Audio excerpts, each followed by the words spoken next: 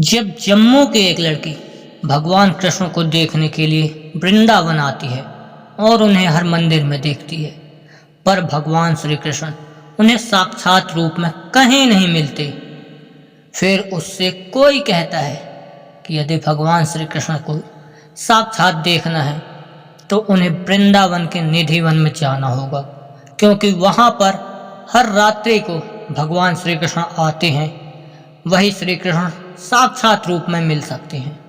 यह बात सुनकर वह लड़की तुरंत निधि बन जाती है और पेड़ों की खोखली शाखाओं के बीच छिपकर बैठ जाती है। करीबन रात के 2:30 बजे उसे कुछ ऐसा दिखता है जिसे देखकर उसके होश हवास उड़ जाते हैं। उसके बाद उसने जो बताया उसे सुनकर आपको यकीन करना मुश्किल होगा। क्या वह लड़की वहां से जिंदा बच पाई और ऐसा क्या देखा उसने, जानेंगे इसी वीडियो पे। तो नमस्कार दोस्तों, स्वागत है आपका अपने YouTube चैनल मिस्टीरियस वर्ल्ड पे। अब आगे की स्टोरी बताने के पहले सभी लोग प्रेम से बोलिए राधे राधे। जम्मू के कटरा में एक छोटी सी बच्ची रोजाना अपनी माँ के साथ श्री कृष्ण के मंदिर जाया करती थी। उसकी माँ रोजाना भगवान का श्रृंगार करती और पूजा पाठ किया करती थी। यह करते हुए वह छोटी बच्ची रोज अपनी माँ को देखा करती थी।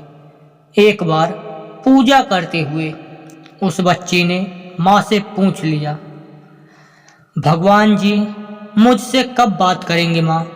यह सुनते ही उसकी माँ ने जवाब दिया, जब तुम भगवान जी जितना बड़ी हो जाओगी तब वो तुमसे बात करेंगे।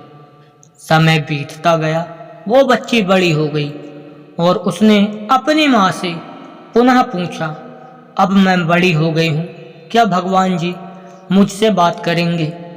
यह सुनकर उसकी माँ ने बात को टालने की कोशिश की और कहा कि भगवान जी ऐसे नहीं मिलते, उसके लिए तुम्हें कठिन साधना करनी होगी। पानी में गले तक खड़ा होकर भगवान का नाम जपना होगा। उसने ऐसा सभी कुछ काम किया जो उसकी माँ ने उसे बताया था, फिर भी उसे फल नहीं मिला, क्योंकि उसे ज्ञान की जरूरत नहीं बल्कि उसे साक्षात श्री कृष्ण से मिलना था। फिर बाद में उसे पता चला कि भगवान श्री कृष्ण वृंदावन में मिलते हैं, वे वहीं रहते हैं। यह सुनने के बाद वह लड़की वृंदावन आ जाती है और सबसे पूछती है, कान्हा कहाँ मिलेंगे? सबने उसे कहा कि कान्हा तो बांके बिहारी मंदिर में मिलेंगे। यह सुनकर उसने मटके भर मक्खन और हाथ में बांसुरी लेकर बांके बिहारी मंदिर पहुंच जाती है और पंडित जी से पूछती है कि मुझे कान्हा से मिलना है और कान्हा कहाँ मिलेंगे। तब पंडित जी बताते हैं कि लो कर लो अपने कान्हा के दर्शन, और वहीं पास में मूर्ति जो होती है भगवान कृष्ण की उसे दिखा देते हैं। परंतु वो लड़की बोलती है, यह तो मूर्ति है, मुझे साक्षात कान्हा देखना है।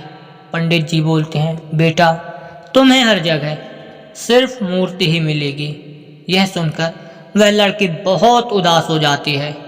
यह सब वहीं पास में खड़ा एक बुजुर्ग व्यक्ति सुन रहा होता है और वह उस लड़की को बहुत ध्यानपूर्वक देख रहा होता है। वह उस लड़की के पास आता है और बोलता है, यदि तुम्हें साक्षात कान्हा को देखना है तो तुम निधि बन जाओ, वह निधि वन में मिलेंगे। वो आज भी रात के समय निधि वन में आते हैं और रास रचाते हैं। यह सुनकर वह लड़की निधि बन जाती है और शाम को चोरी छिपे निधि वन में प्रवेश कर जाती है और पेड़ों की शाखाओं के बीच घुसकर बैठ जाती है। करीबन रात को 2:30 बजे उसे कुछ ऐसा दिखता है जिसे देखकर वह यकीन नहीं कर पाती। वह देखती है कि अचानक निधि वन के सारे पेड़ गोपियां बन जाते हैं और वहां स्वयं श्री कृष्ण आते हैं और रास रचाते हैं। यह देखकर वह बोलने लगती है, कान्हा मुझे छोड़कर मत जाओ।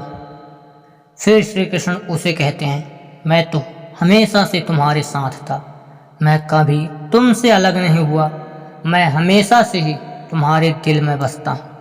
यह सुनते ही वह लड़की बोलती है, कहाँ हो मेरे दिल में, मुझे यह दिखाओ।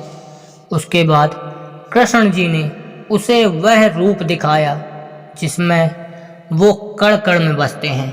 इसके बाद वो लड़की बेहोश होकर जमीन पर गिर जाती है और जब उसकी आंखें खुलती हैं तब उसे कण कण में भगवान श्री कृष्ण दिखाई देने लगते हैं। चाहे वो दीवार हो, पत्थर हो या फिर नीचे रेंगती हुई चींटी कोई हो, उसे अब सब जगह कण कण में भगवान श्री कृष्ण दिखाई देने लगते हैं।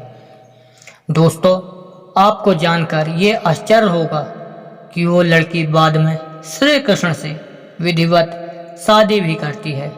इस लड़की को आज भी लोग मीरा कहकर बुलाते हैं और यह मीरा आज भी वृंदावन की गलियों में कहीं ना कहीं आपको श्री कृष्ण का नाम जपते हुए मिल जाएगी।